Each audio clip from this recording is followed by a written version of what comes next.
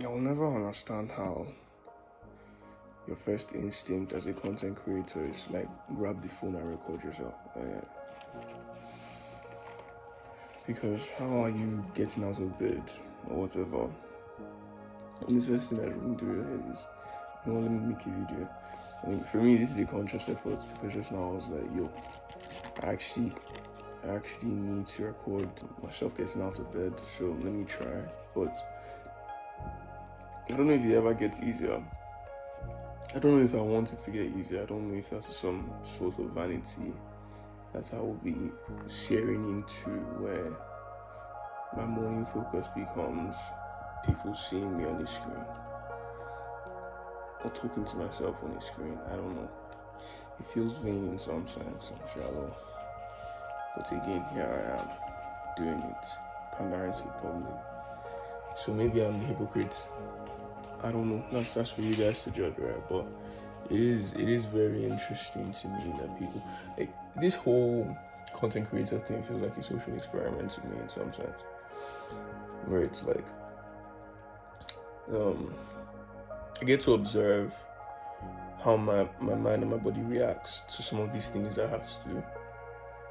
So it's get out of bed, record yourself. The first thing I was like, what is wrong with you? Why are you recording yourself? And then in another sense, I'm thinking, okay, well, you get used to it eventually. And then I'm thinking, do you actually want to get used to that sort of life where everything you do is in front of the camera? They're very good questions. I don't know.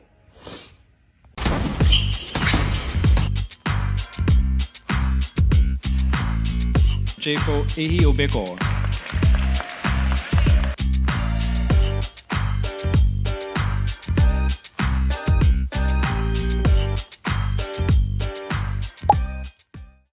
That being said, it's time to read my Bible, pray, get my day started, self-dev as well. I need to read as well. I like to do all that in the morning because if I push it to later on in the day, I probably won't do it. Like, I've already interacted with people, so much has gone on. I'm thinking about too many things, right? I'm probably already stressed, exhausted. So to be able to focus and study becomes a challenge. That's what I like to do early in the morning. As soon as you get up, there's nothing that you've done, there's nothing that's really affecting you. Your mind is still fresh, so you can sort of tackle the challenges. And deal with that, right? So all great men are first called by their desires and then saved by their purpose. And I reckon the story is the same for everyone who aims to evoke change within their society. Growing up in Nigeria, my idea of reformation has always pointed towards the idealistic representation of the African man, the Nigerian man, so to speak. But the thing about dreams is they're free, and no one tells you that you're going to pay with pain and sometimes suffering. That's something you have to discover for yourself. The entire process of African Revolution and Nigerian Reformation has been far from ideal, and the irony is, post-uni I was forced to grapple with the idea that in order to save a people, you must first be removed from them. Separate yourself from the zeitgeist, so to speak. You have to understand, like, this was very difficult for me. Right? This was hard for me because while the opportunity to escape from our fatherland by any means is a highly appraised technique for ensuring our survival, I wasn't so convinced. And I'm still not convinced. It's not like anything has changed my mental space between that time and now. And that's why in my intro video, I started with, I'm pissed that within Africa our solution to everything is to Japan. I didn't take this decision lightly. I spent weeks praying about it. I was and I still am worried that leaving wasn't the right decision, because I believe that the only way you can make a difference is by being present during the struggle. That's the only right way to make a difference, in my opinion. And maybe that is misappropriated morality, but I can't shake that feeling. You're not there. You're not suffering with them. You're not suffering with the people. So how can you speak for them? And also, how can you even speak to them? And that notwithstanding, I'm also aware that first things should come first, and any opportunity to gain an advantage that will aid in restoring our land should be taken. not least by those most fortunate to be availed of those opportunities like myself, right? It's just difficult when you feel like you have some altruistic aim, when you, at least for me, you fully believe in the potential of a society to get up and leave. And that's why I tell everyone this, and anyone who would care to listen, you can't sell living abroad to me. And don't get me wrong, there is some benefit entrenched in living here. There's also a lot of implicit tyranny that no one really talks about, and no one wants to talk about, right? Because as I said, the solution to all our problems in Nigeria and Africa essentially is to jackpot you run away. No one wants to tell you that, here you're going to go through some difficult times. It's not a conversation we want to have. It's a conversation that needs to be had. And in grappling with these feelings of hypocrisy, there were more obvious challenges of like choosing a program, trying to sort out the paperwork for a visa, planning to adjust to life in a new climate, and all the other nuanced activities that come along with leaving your home, with transitioning from the place that you're accustomed to, essentially. During the entire process, like I had to write GRE. That exam tests your mental resolve in ways that cannot be expressed in words. Like it physically broke me down. I think it breaks a lot of people down. There were also follow-up conversations with individuals who reaffirmed my doubts, right? Questioning my ideas. Why don't you just study in Nigeria? And I would love to, right? I would genuinely love to, but sadly, staying does not seem to be an added advantage. And that's what I'm upset about. That's why I blame the people, because how have we gotten to the point where leaving is better than staying? Those are my questions. Those are the things I'm trying to answer. Those are the things I'm trying to solve. I'm trying to be careful with this so I don't get misconstrued.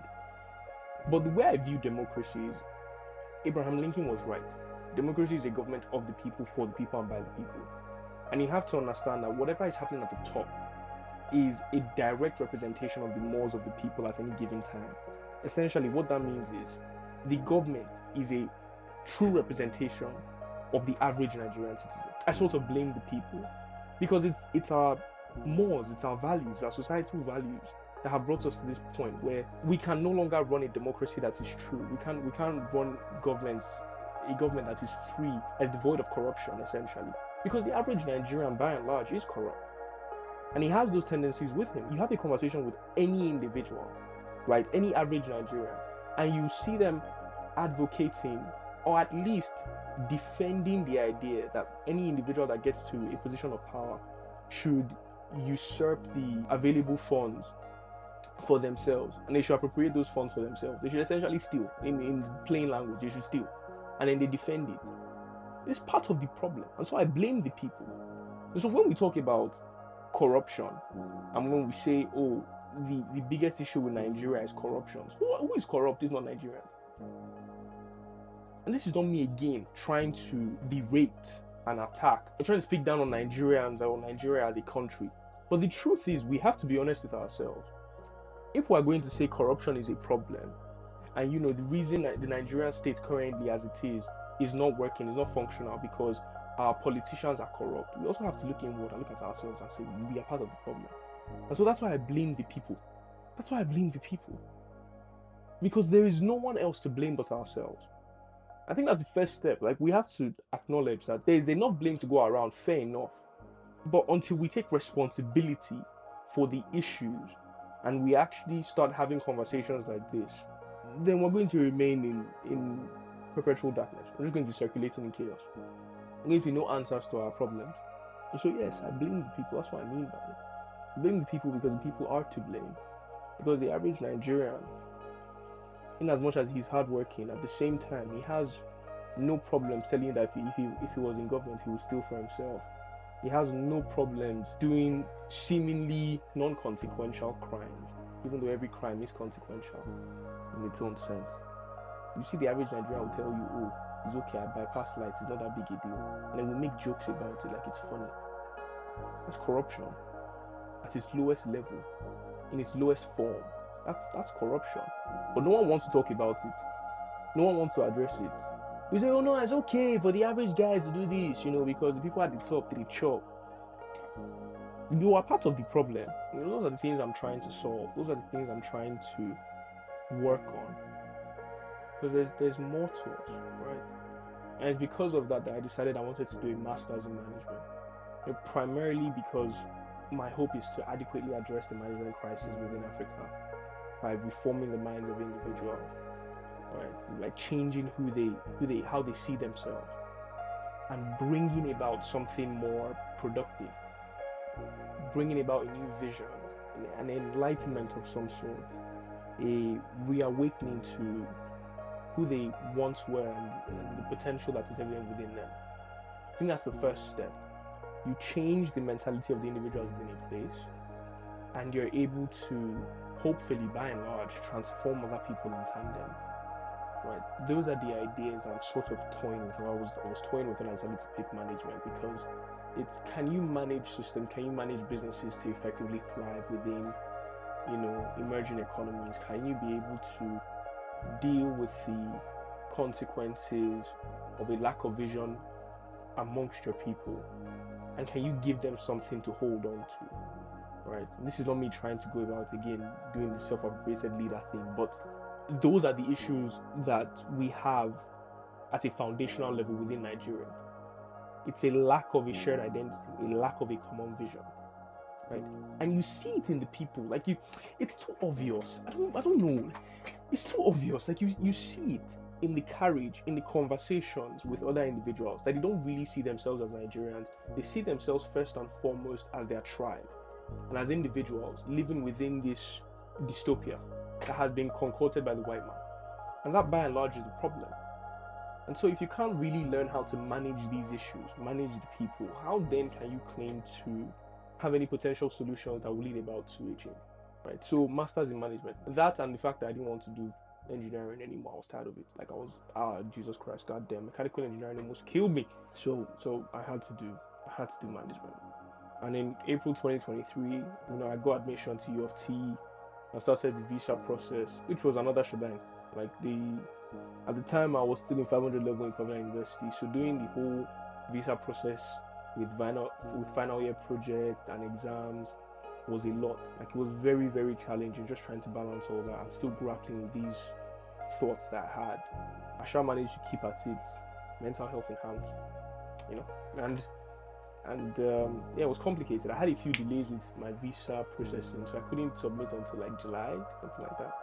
And at this point, I was hoping that it would come out before I have to resume in like August. So I think I had to resume August 23rd or something like that. I had like orientation and some courses, and again, I was at the point where I was worried, but at the same time, I wasn't too concerned, because I was like, okay, if it comes out on time, that means it's God's will.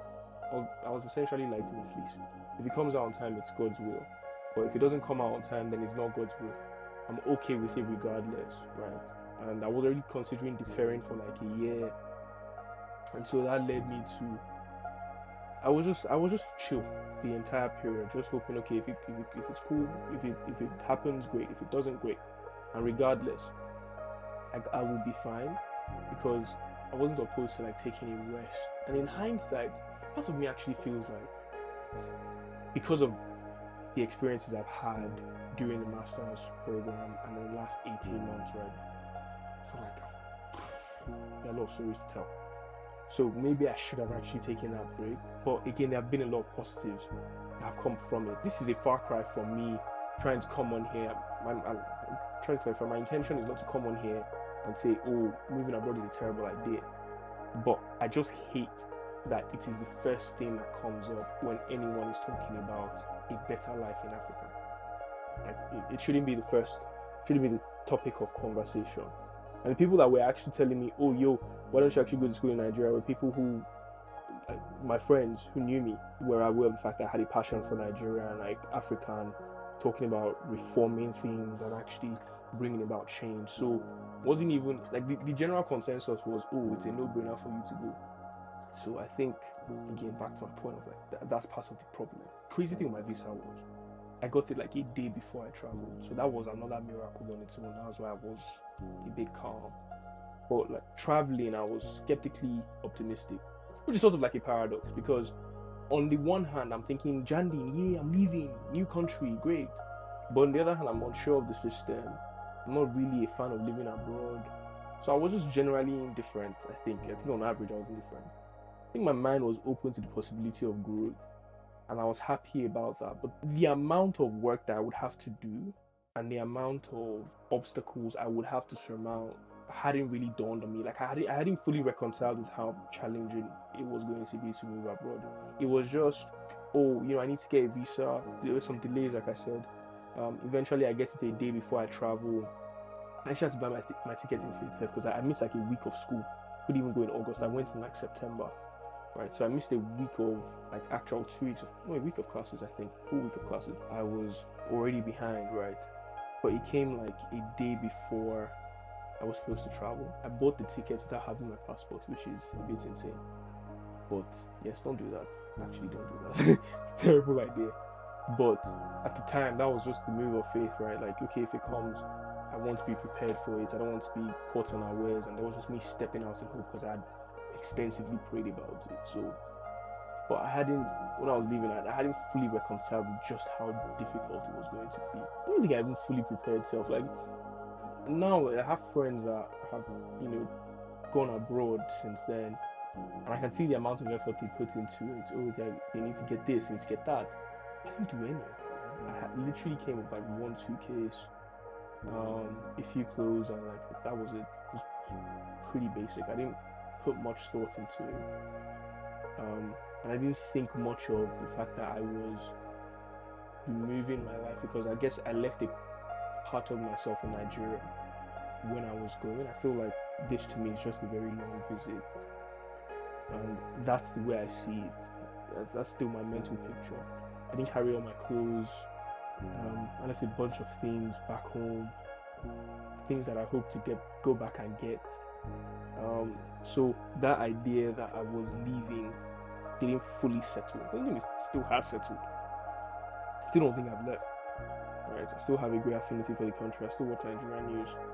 Still invested in Nigerian politics because that to me is where the information that truly concerns me is found. So those are the things I pay attention to. But everything that's going on here is just like, okay, it's kind of like white noise at the back of my mind. It's like, okay, yes, this is another thing that Canada is doing. That's great. Tough period leading up to it, but the real work was about to begin.